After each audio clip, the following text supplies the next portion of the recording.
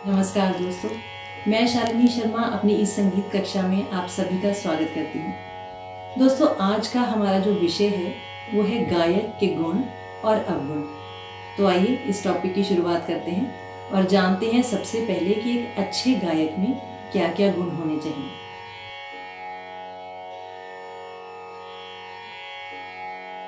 गायक का सबसे जो पहला गुण है वो है मधुर कंठ। गायक की आवाज़ में मधुरता और सुरीलापन होना बहुत ज़रूरी है, यानी कि मेलोडियस वॉइस। गायक का अगला गुण है स्वर ज्ञान, यानी एक अच्छे गायक को शुद्ध, कोमल, तीव्र सभी स्वरों की अच्छी जानकारी होनी चाहिए। तभी एक अच्छा गायक किसी भी कॉम्पोजिशन को बड़ी सरलता से गा पाता है। अगला गुण है शुद्ध उच्चारण, यानी गीत के बोलों को सही और स्पष्ट तरीके से बोलना। हर किसी गीत के लफ्ज़ और उसकी जो प्रोनाउंसिएशन है वो शुद्ध होनी चाहिए। गायक का अगला गुण है लय ज्ञान। एक अच्छे गायक को लय कार्यों का और अलग अलग तालों का अच्छा ज्ञान होना बहुत ज़रूरी है, तभी वो किसी भी कॉम्पोजिशन को बहुत ही सरलता से गा सकता है। गायक का अगला गुण है भाव।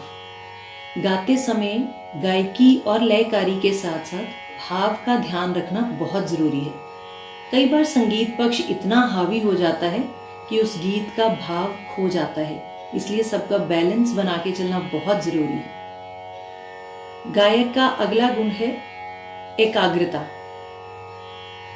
एकाग्रचित होकर सरलता से गाना, यानी एक कलाकार की जो सिंगिंग है वो एफर्टलेस हो। ऐसा नहीं लगना चाहिए कि गायक का गाते समय बहुत परिश्रम लग रहा है। गायक का अगला गुण है रचनात्मकता।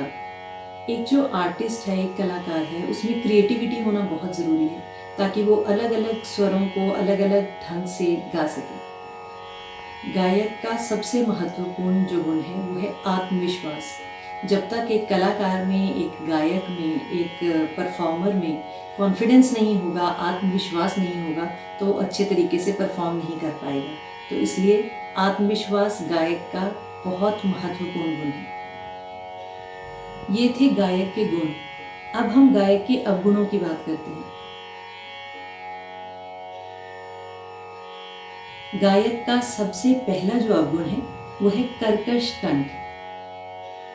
मतलब ये कि गायक की आवाज़ रूखी नहीं होनी चाहिए, उसे हार्श वॉइस में नहीं गाना चाहिए।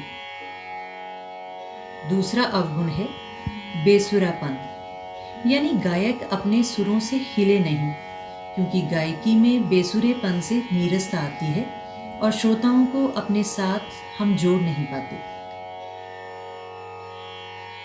अगला अवगुण है बेताला होना। अगर कोई गायक अच्छा गाता है लेकिन लय और ताल से बाहर है तो भी उसकी गायकी कर्णप्रिय नहीं लगती। अगला है अशुद्ध उच्चारण। अगर गायक सुर लय ताल में है लेकिन राग या गीत के बोलों का उच्चारण गलत कर रहा है, तब भी गायन मनमोहक नहीं लगता। अगला है नासिका से गाना। अगर हम गायन करते समय नासिका से, यानी नाक से आवाज़ निकालकर गाते हैं तो वो भी सुनने वालों को अच्छा नहीं लगता। अगला अवगुण है भाव रहित गाना। कला का सीधा संबंध भावों से है। अगर हम अपनी गायकी में सभी चीज़ों का ध्यान रख रहे हैं लेकिन उसमें इमोशंस यानी भाव नहीं है, तो हम श्रोताओं से जुड़ ही नहीं पाएंगे।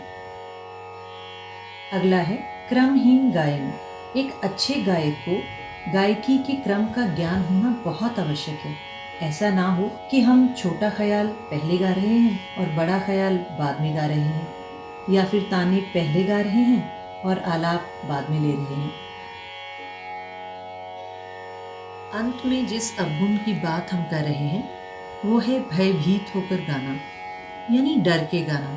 उदाहरण के लिए हम कह सकते हैं कि एक बहुत अच्छा गायक है और पूरी तैयारी से गाता है, लेकिन मंच पर जाकर डर के कारण उसकी आवाज़ कांपने लगती है, उसके हाथ कांपते हैं, तो उसकी सारी कुशलता शून्य हो जाती है।